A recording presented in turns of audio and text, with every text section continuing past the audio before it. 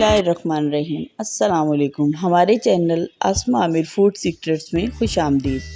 Video शुरू करने से पहले आप चैनल को सब्सक्राइब और बेल आइकन को प्रेस करें ताकि आइंदा आने वाली वीडियो की नोटिफिकेशन आपको मिल सके। चलो तो फिर अपनी रेसिपी का आगाज़ करते हैं।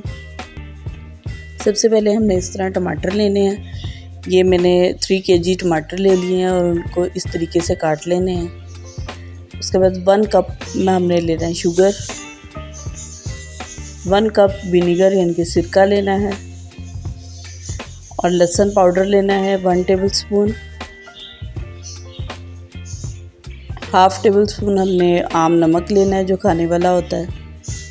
1/2 टेबलस्पून हमने रेड चिली यानी कि सुर्ख मिर्च लेनी है। 1/2 टेबलस्पून पेपरिका पाउडर लेना है। आप फूड कलर का भी इस्तेमाल कर सकते हैं, ये ऑप्शनल है। इसके बाद सबसे पहले हमने इसके अंदर थोड़ा सा पानी लेना है, उसको डालना है।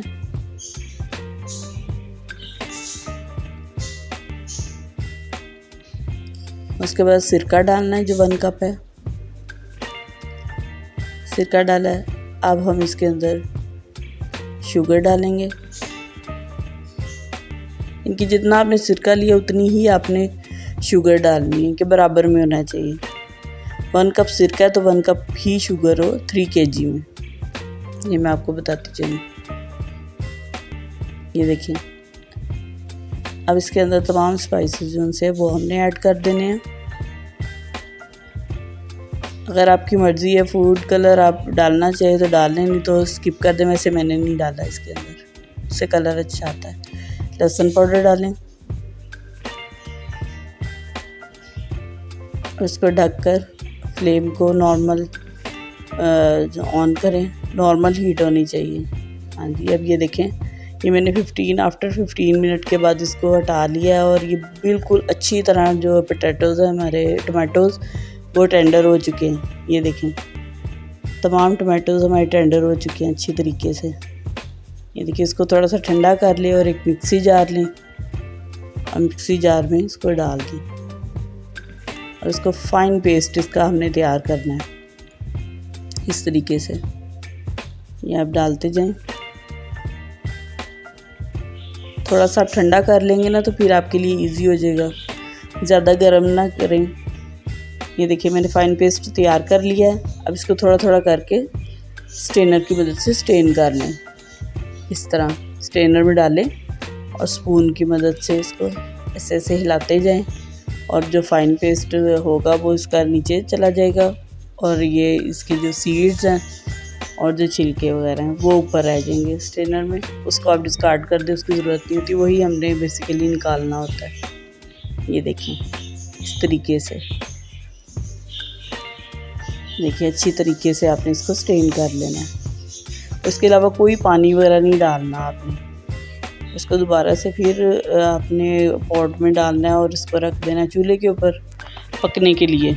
अब हमने 15 मिनट इसकी ना पकाई करनी है अच्छे तरीके से। फिर इसको ढकना नहीं, इसके ऊपर डाल रहे हैं, इसको ऊपर नहीं रखना है आपने।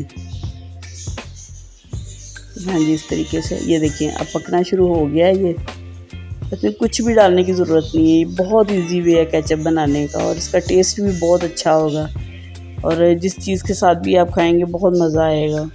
कबाब के साथ खाएं, सैंडविचेस में डालें, बर्गर में डालें, बहुत ज़बरदस्त इसका टेस्ट आता है।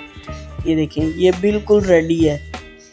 इसको ओनली 15 मिनट आपने सिर्फ पकाना है। तो इस तरीके से इसकी थिकनेस चेक कर लें और ये अब रेडी है। ठंडा होने पर आपने इस तरह कोई केचप बॉटल हो उसके अंदर आप डाल सकते हैं। अगर नहीं है तो आप इस तरह इनके प्याले में भी किसी में डाल सकते हैं।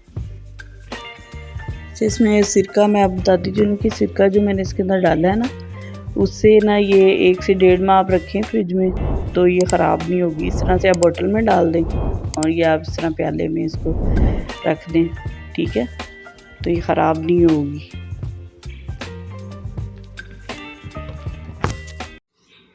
अच्छा व्यूवर्स, तो मैं उम्मीद करती हूँ कि आपको आज की रेसिपी आपको ज़रूर पसंद आई होगी। आप इस रेसिपी को ट्राई करें और कमेंट सेक्शन में मुझे अपना फ़ीडबैक शेयर करें। अगर आप सब ने अभी तक मेरे चैनल को सब्सक्राइब नहीं किया तो इसको सब्सक्राइब करें, चलें तो व्यूवर्स अब इजाज़त दें, अल्लाह हाफिज़।